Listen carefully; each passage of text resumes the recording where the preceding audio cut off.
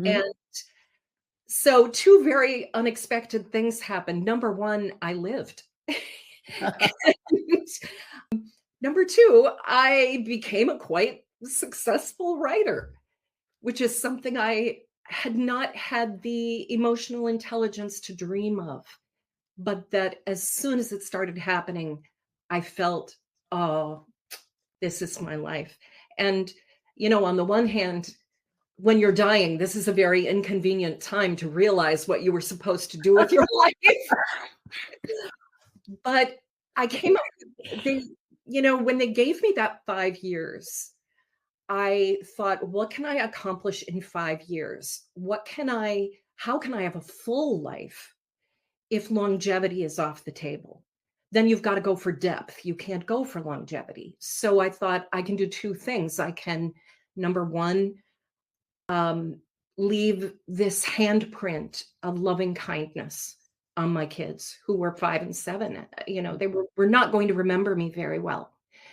And number two, I could write one good book and get it published. And so as the years went by and I did not die, I just sort of kept re-upping that 5-year plan. I'm still trying to leave that handprint of loving kindness. And whatever book I'm working on at this moment, that is my one good book that is going to stand as a testimony for who I was and as an artist.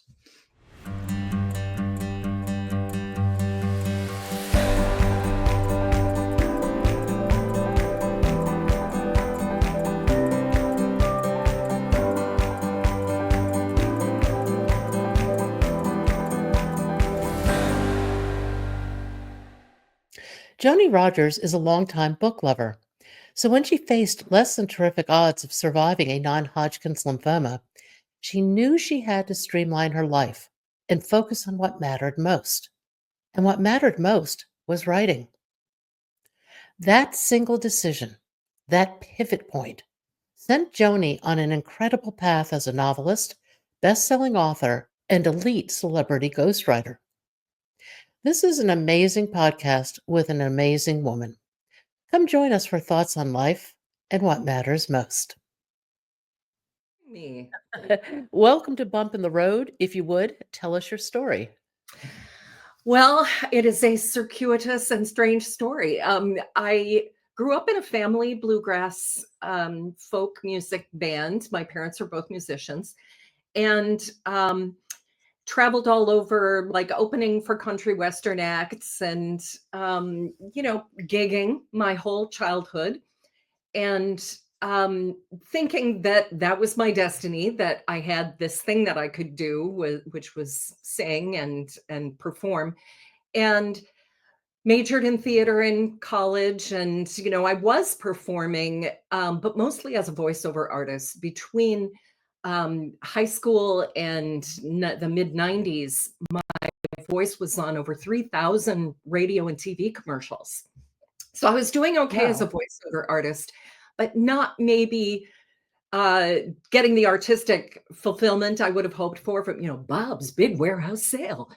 Um, and um, when I was 32, my kids were 5 and 7. I was diagnosed with non-Hodgkin's lymphoma. And this is a really intense cancer of the blood that had already advanced through both sides of my neck down into my chest. And my prognosis sucked. I was given 5 years max. What type of non-Hodgkin's lymphoma did you have? Was it B cell? It was intermediate mixed cells. So the prognosis was pretty intense for Yeah. someone who was 32 years old. And uh, Oh, I I had to, number one, get through that moment with the whole, I mean, it was a super aggressive chemo. My husband was just amazing. My kids were great. And sort of the life raft that I climbed onto in that moment was that I started writing a book. And I had always been a talented dabbler, I would say. And teachers had always told me, "You're so good at writing, you should be writing." I never thought that I, puny human being that I am, could write a book. I had grown up as a voracious reader, consuming books with a great reverence for books. I loved books. I worshiped authors. And so it just seemed like beyond anything that I could try to do that. But in this crucible moment of chemotherapy, I was cut off from most of the world. I had no immune system at all. So I had to be largely isolated for almost 2 years. And I I got into bed with these characters, and they were my support network during those 2 years. I wrote my first novel, Crazy for Trying, and it was published, got decent reviews. My second novel, Sugarland, came out and got excellent reviews, and I was asked by the Houston Chronicle to write a piece about becoming a writer while I was in chemotherapy. And so I wrote a long article called Bald in the Land of Big Hair. And the response was such that I got a literary agent's attention, and HarperCollins, the agent encouraged me to do a whole book on that, which I did. And HarperCollins picked it up, and it was my first big bestseller. It was this memoir about having cancer as a young mom. So now I'm living this total bizarre life that I did not expect or plan on. And because this book was a pretty big bestseller, there was a lot of book clubs that had embraced it. And so one night, my literary agent's wife was at a Christmas party and talking with a woman who happened to be the mom of a celebrity about her book club. And they had just read Bald in the Land of Big Hair. And my agent's wife said, "Oh, I know that author. My husband represents her." And so the two of them decided that I should help this woman write a book about her life. And the next day, my agent called me and said, "Have you ever thought about ghostwriting?" And I said, I don't really know what that means or what that looks like. So probably no.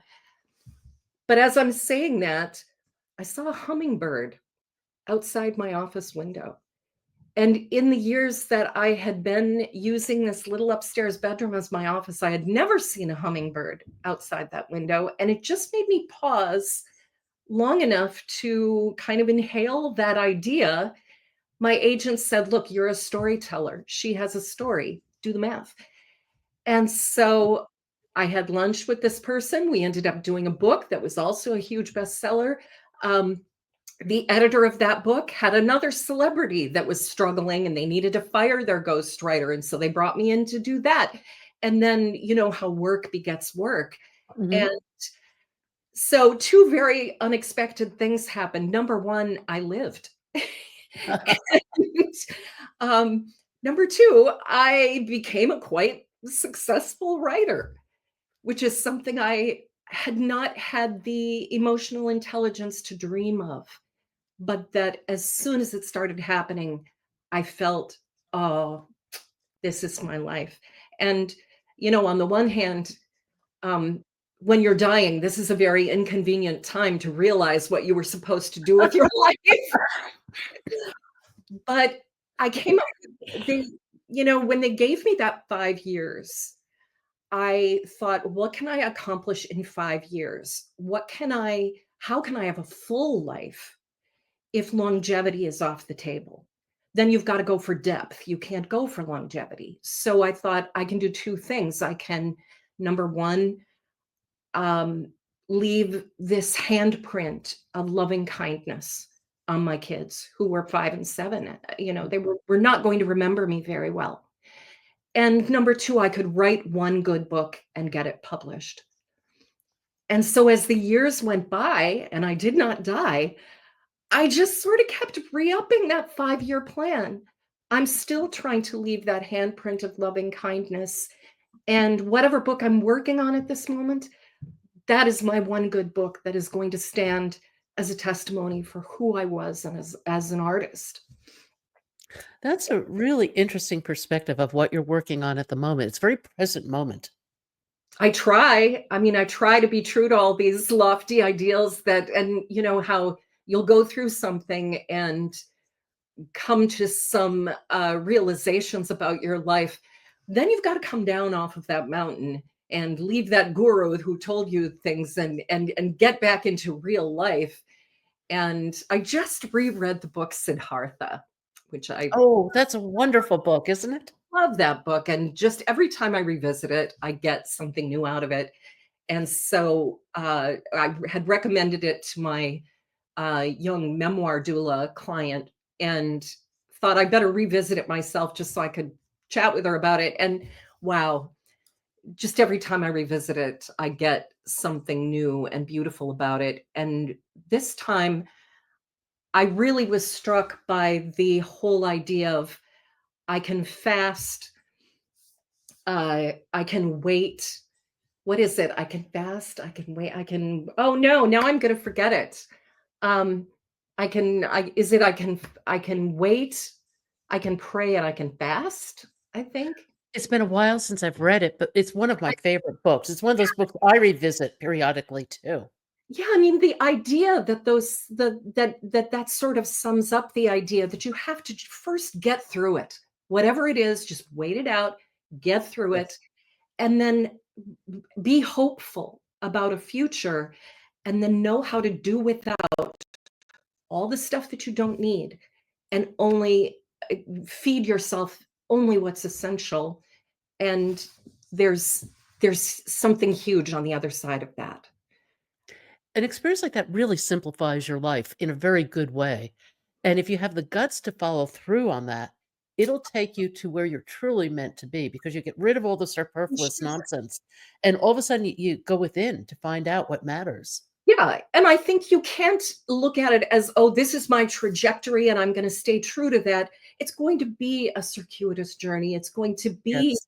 an all over the map kind of wandering through the wilderness journey at times, and you will forget about these things, as Siddhartha does in that book.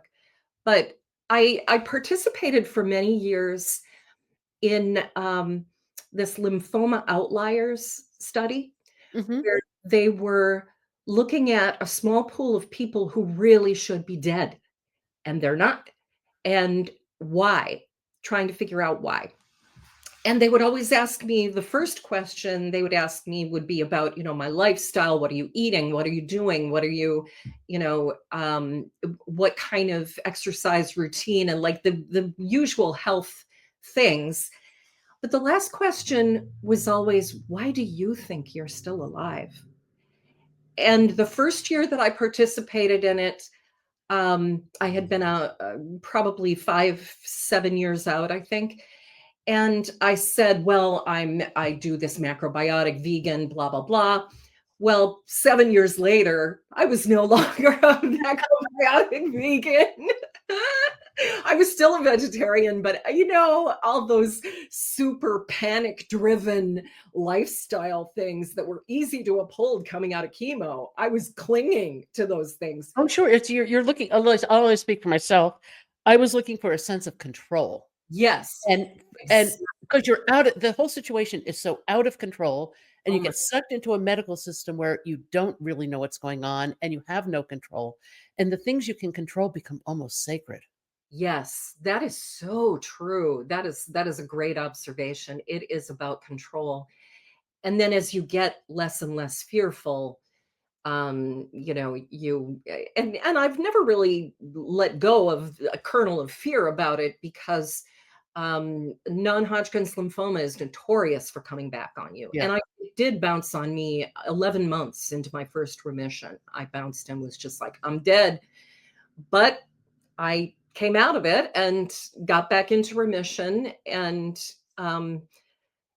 so years down the pike, I'm in this lymphoma outliers study.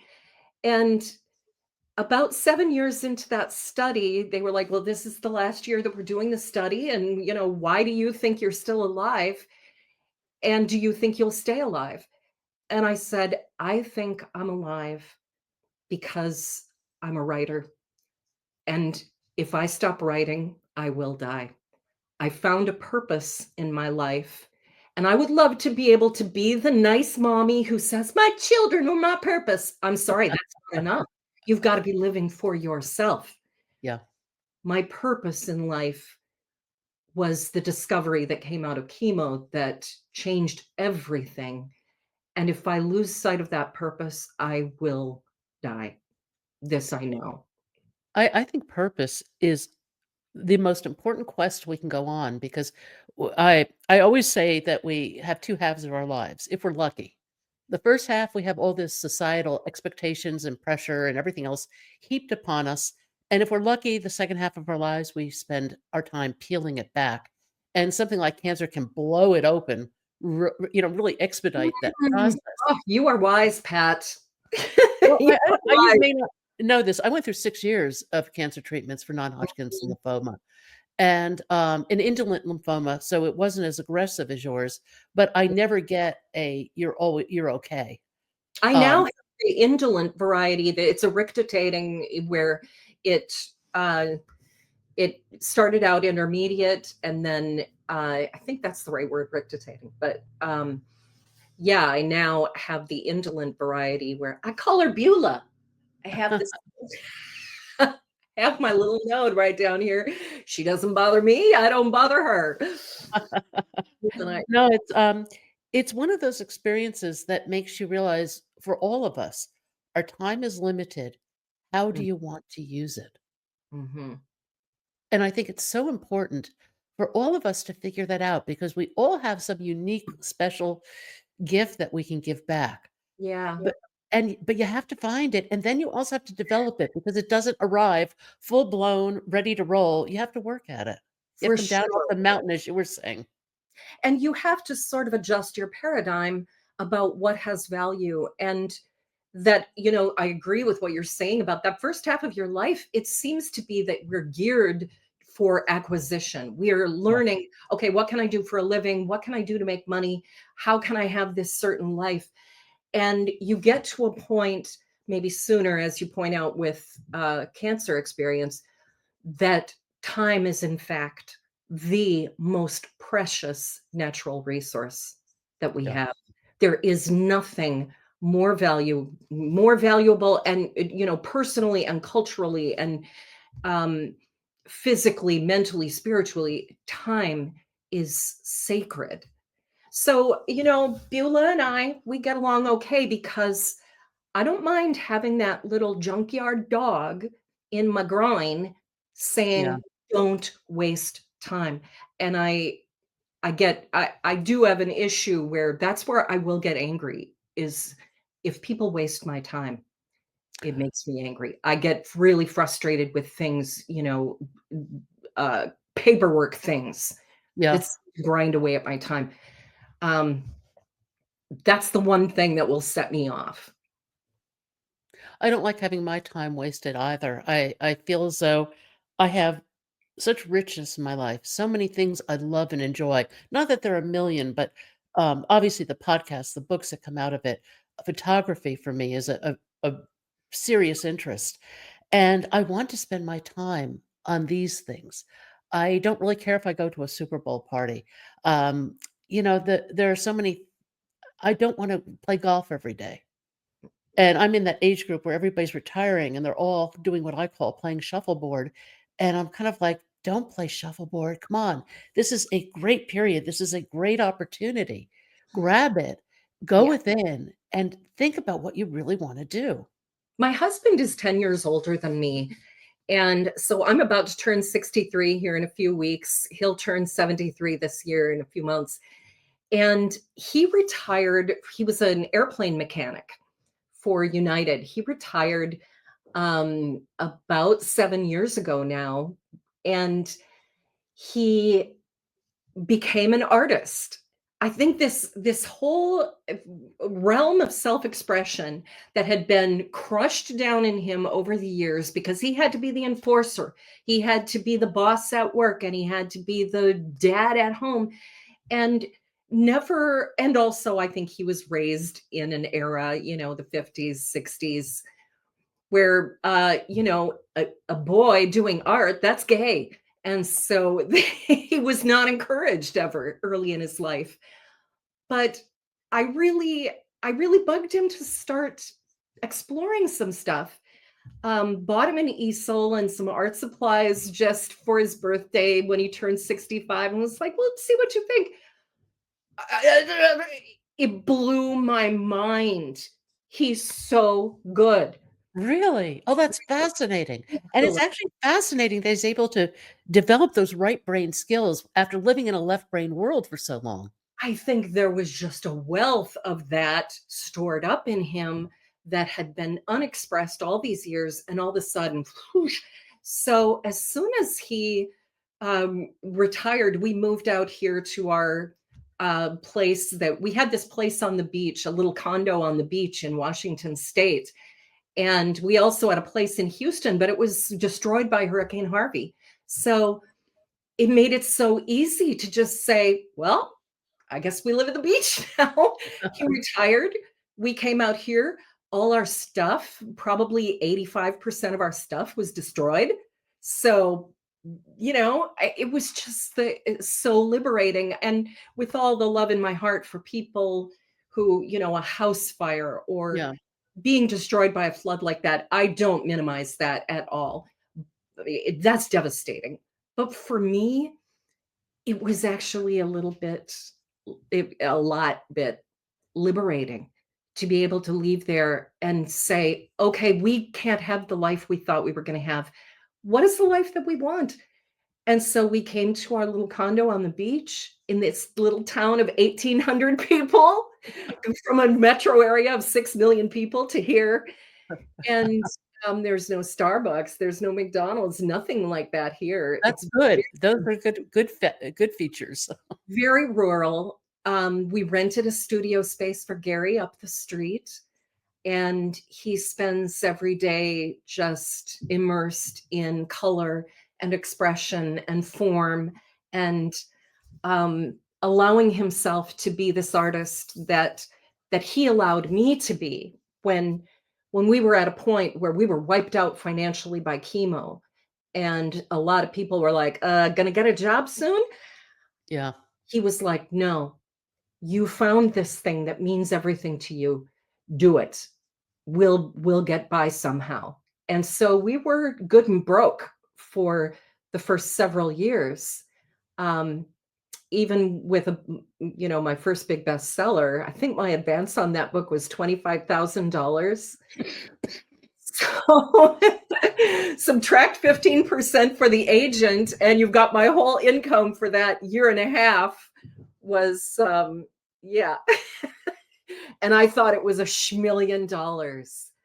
I was just so elated to have that great American yardstick apply to my work and say, no, this is worth something.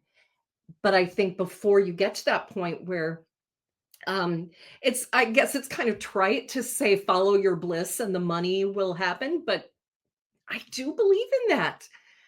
I think if I Well, had, you can you follow your bliss or you can follow something that's not your bliss. So, wouldn't you rather follow your bliss? And the energy that comes from following what you love becomes self-sustaining. You don't have to force it. it's so true. Although I don't know that I would have had the fortitude to follow through on that if it hadn't been for the fact that chemo, my cancer presented in my neck and chest.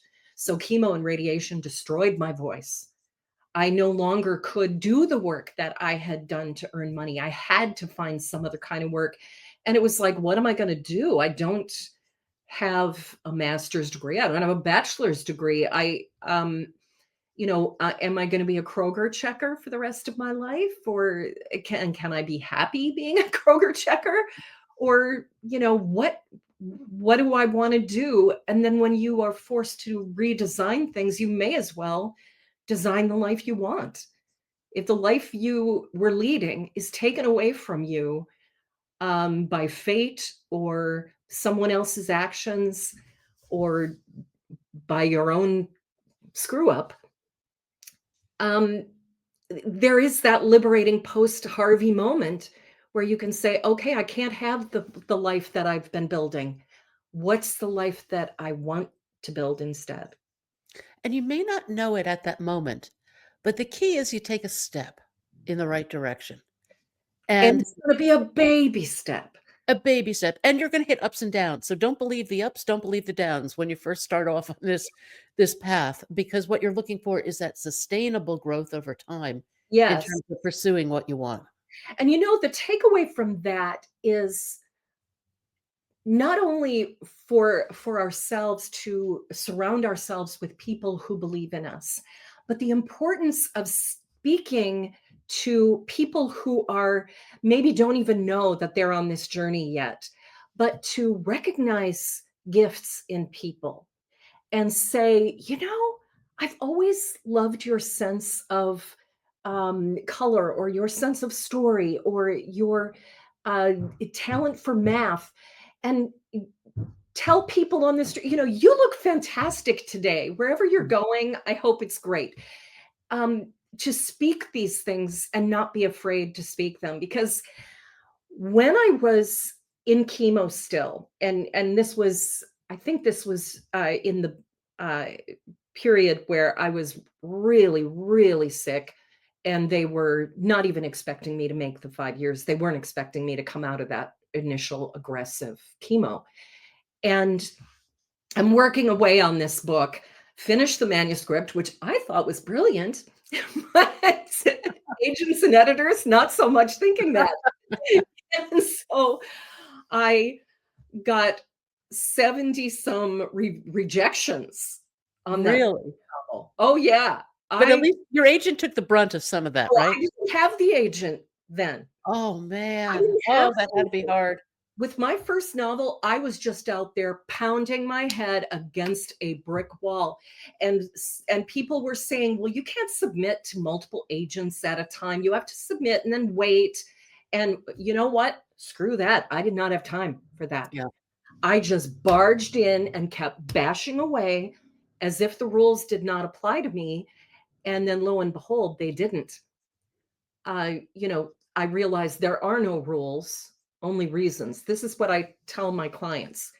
There are no rules, only reasons. That applies to grammar and life.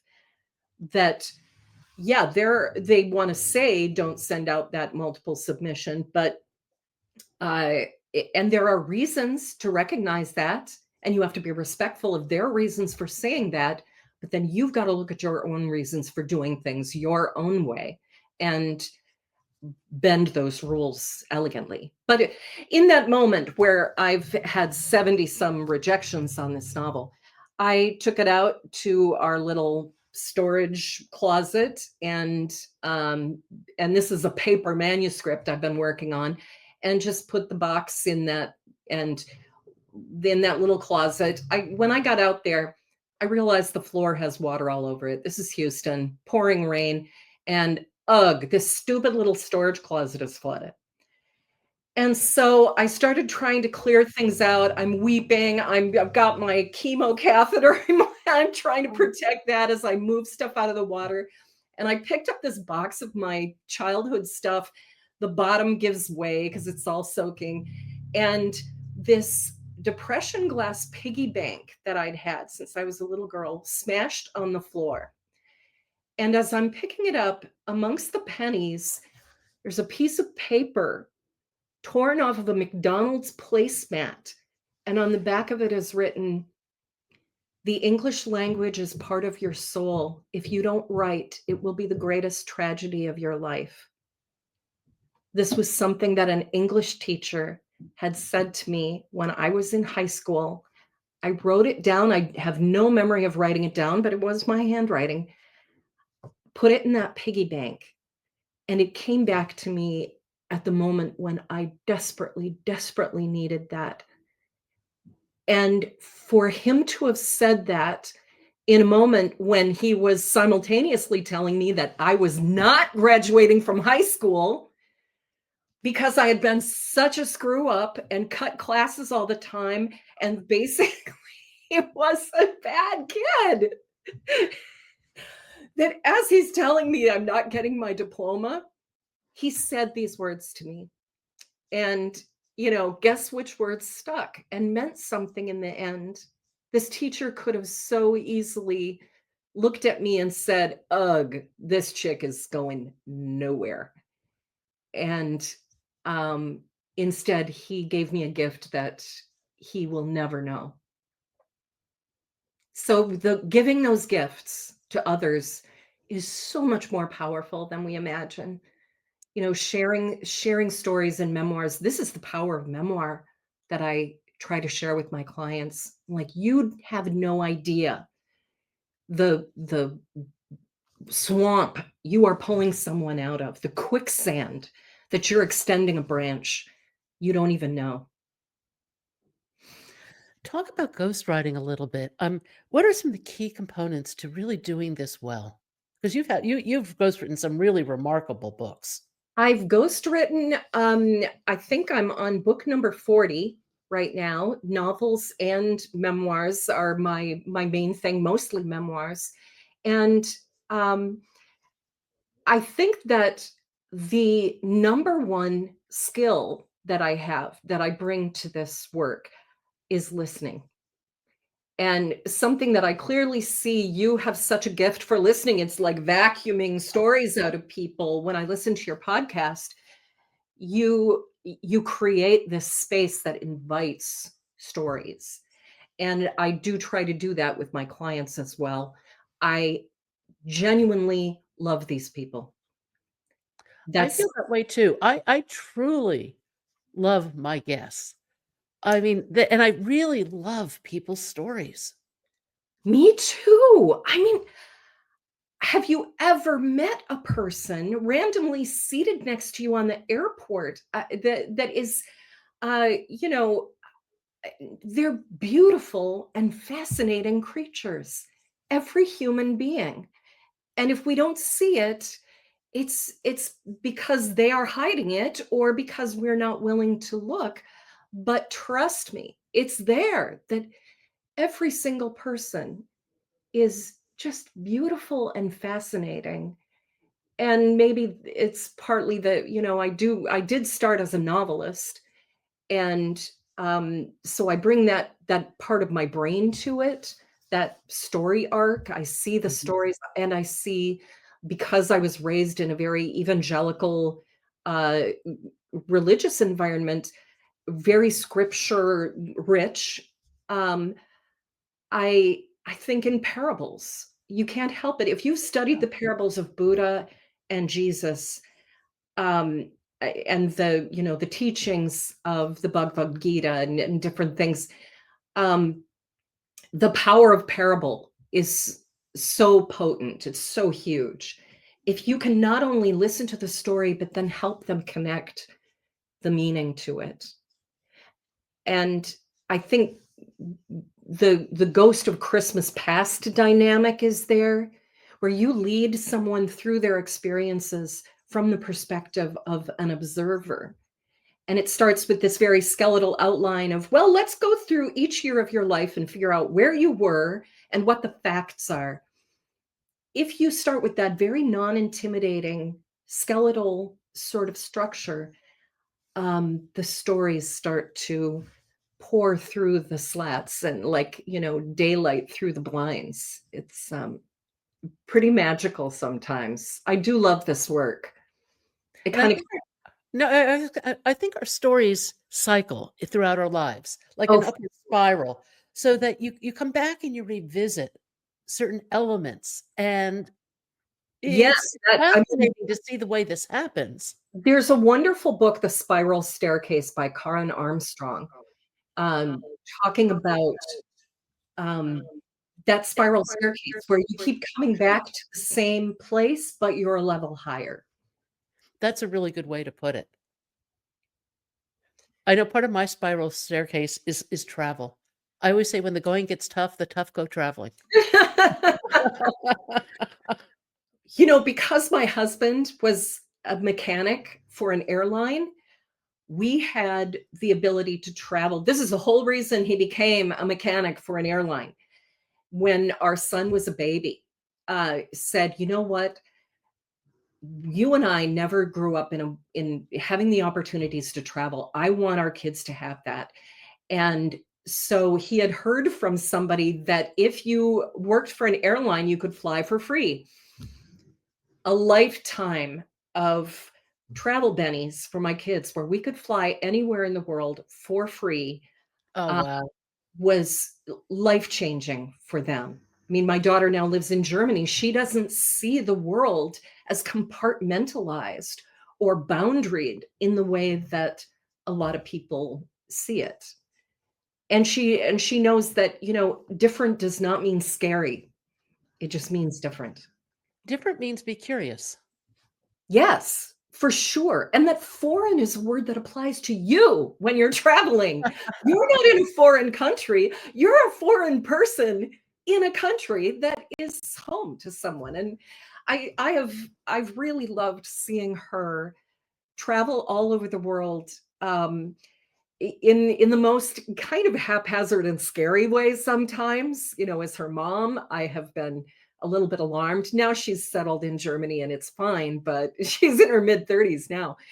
Um, Through her 20s, she had this idea, after working on, a Habitat for Humanity build in Cambodia, that Jimmy and Rosalind Carter had this Habitat for Humanity thing for many years in Cambodia. So Jerusha went and worked on that build.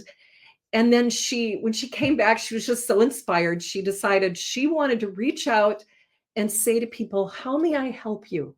And then she would go there and help them. And she ended up, she had some misadventures, I won't lie.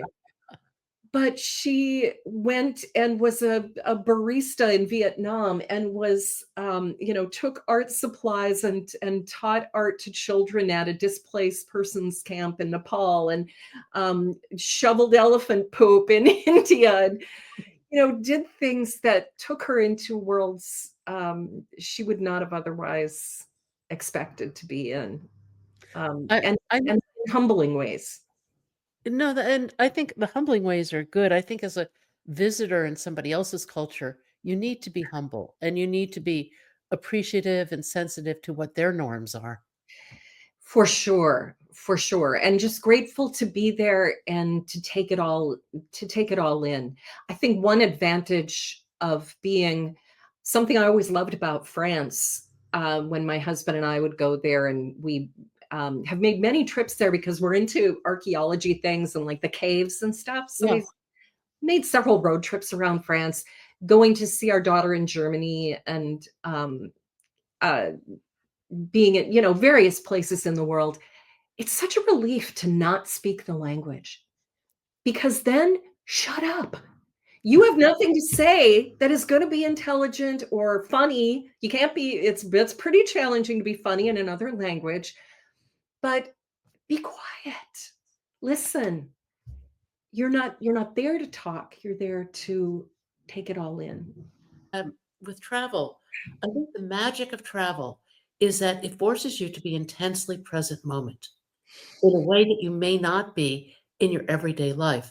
And that simple fact that you're present opens adventures. You see adventures, you see possibilities that you might otherwise never see. Mhm. That really circles back to the whole ghostwriting dynamic, because I'm going into worlds, whether I'm under the stage at a rock concert or I'm shadowing someone who's doing a Broadway play, or whatever research thing I'm having to do.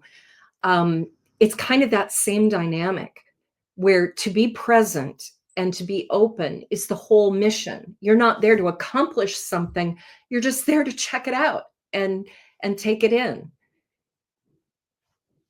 and What hopefully a learn something. Yeah. what a wonderful place to be. Oh, yeah. I mean, this job has been something entirely, that I never expected, but has opened up so many different worlds to me. It's been such a huge gift, and the most gratifying thing about it now that I've had, many New York Times bestsellers, and some of them have my name on the front, most don't. Because very early on in my career, I realized that having my name on the cover of a book, I had done that with my own books. I didn't really crave that anymore. And my least favorite part of the publishing process was getting out there and schlepping the book and doing the interviews and stuff. I don't look good on TV. I Oh, would TV's rather awful. be just, like, in my cave doing the work, and then they have to go out and do the part that I don't like. So, I think that it's really is the perfect gig for me in so many ways. But the one of my favorite moments in the whole process is that the last thing I do before we hand off the manuscript to our editor and the publisher, if it's a publisher, or our editor if it's being self-published, whatever the case may be, um, the last thing I do with my client is sit down together and we take hard copies of the manuscript and read every page out loud. My Wow. assistant reads the book out loud. She's never read it, so she's coming to it completely cold. And you get a sense of, okay, this is how it's going to land for a random reader. And that's very revealing in itself. But also, as you look at the pages and paper, it's different from a screen, isn't it? Oh, it's very different. It's a totally different experience. That part of it is so important, I think, to do this with a physical manuscript and a pen and highlighters and post-it notes, make it an on your feet kind of exercise. But we read the entire book out loud, my client and I each taking notes on our own hard copy of it. And then we go back to the beginning and compare notes and go through the whole thing again and talk about how we're going to tweak it. And my goal is that even though technically, in most cases, I have written that book. I have it. It's not my story. I didn't make it up, but I actually did the typing and created that manuscript in that sense.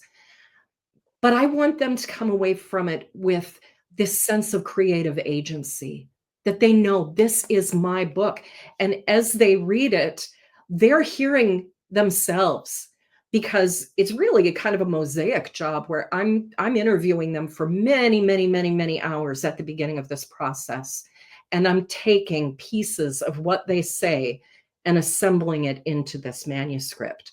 So they hear themselves talking. They remember that they said that, and they see how brilliant they really are. They just needed that English teacher to stick something in their piggy bank that says, this is who you are, and be true to it. You own it, celebrate it.